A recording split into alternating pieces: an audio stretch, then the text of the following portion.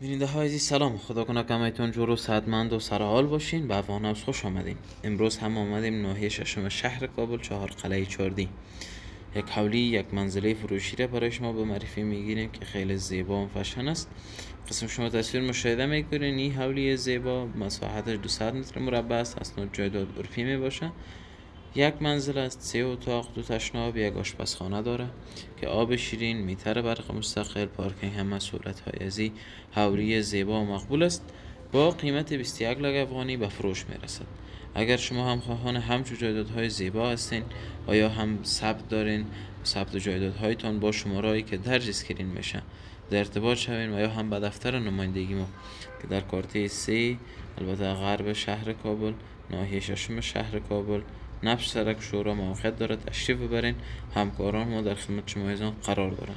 تا برنامه بعدی و ثبت بعدی شما را به لای پاک و بینیاز مسپارم. موفق و پیروز باشین.